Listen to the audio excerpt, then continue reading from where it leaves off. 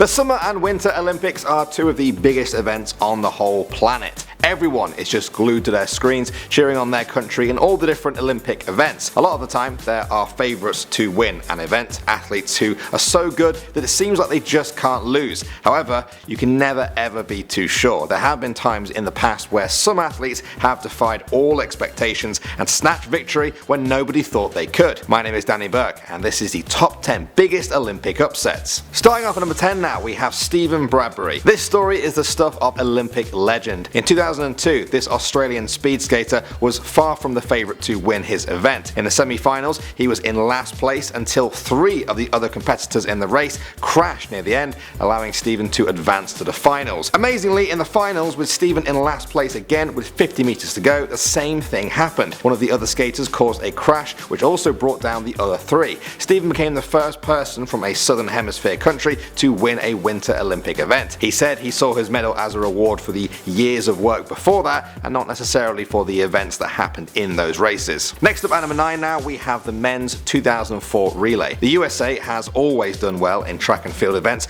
and the 4x100 relay is no different. They were the favourites going into the race in 2004. 3 out of the 4 runners were already Olympic champions. However, the relay race isn't just about the fastest runners, it's all about the baton changes. The USA slipped up their changes while Great Britain and Northern Ireland did theirs to almost perfection, leading them to win gold and surprise all doubters. Next up at number 8 now, we have Argentina's basketball team. Since 1936 there have been 20 Olympic basketball tournaments. The US has won 16 of them. It's been complete domination. One of the years they lost though was in 2004. They made it all the way to the finals as expected, where they went up against Argentina. It was a close game throughout, but Argentina pulled away towards the end, beating USA 89 points to 81. The news stories the next day were a mix of praise for the unlikely Argentina squad and questions about how an NBA field all-star team like United States could fall short of expectations. Alright, at the number 7 spot now, we have the Miracle on Ice. In 1980, the USA went up against the Soviet Union in the men's hockey semi-finals. The odds were not in their favour. The Soviets had won gold at the previous 4 Olympic events. To make things even more unlikely, the entire USA team was made up of only amateurs. They went into the 3rd round with the Soviets leading by 3 points to 2. The USA pulled 2 points back to win the whole thing, 4 points to 3 overall, in a huge upset win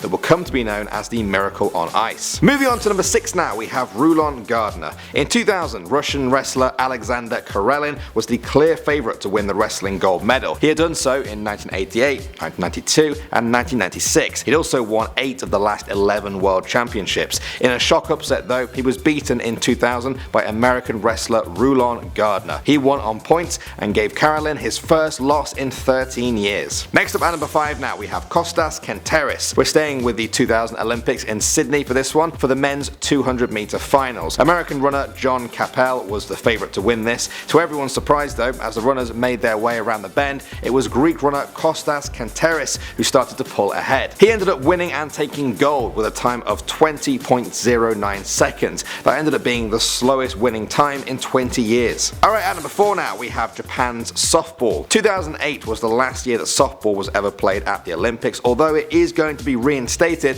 for the 2020 Summer Olympics. There was a rumour going around that it was taken away because the USA was too dominant at it. Well, Japan proved that wrong when they beat the USA 3 points to 1 in the 2008 Olympics. The USA went home with a silver medal and will no doubt be seeking revenge come 2020. Next up at number 3 now, we have Montreal 1976. At this Olympic Games, the East Germans were the clear favourite to win the women's 4x100 swimming relay. They had beaten everyone in their individual races, and people expected this to be no different. However, the US team swam the race of their lives, setting a new world record and beating the East German team by 0.68 seconds. What's even more impressive is that it later emerged the East German Olympic team had been given performance enhancing drugs, which many of them weren't even aware of. That makes the USA win even more respectable in my books. Alright, at number 2 now, we have Chad le Clos. This South African swimmer pulled off one of the greatest swimming upsets of all time during the men's 200 meter butterfly event at London 2012. All eyes were on Michael Phelps for this one, widely regarded as the best swimmer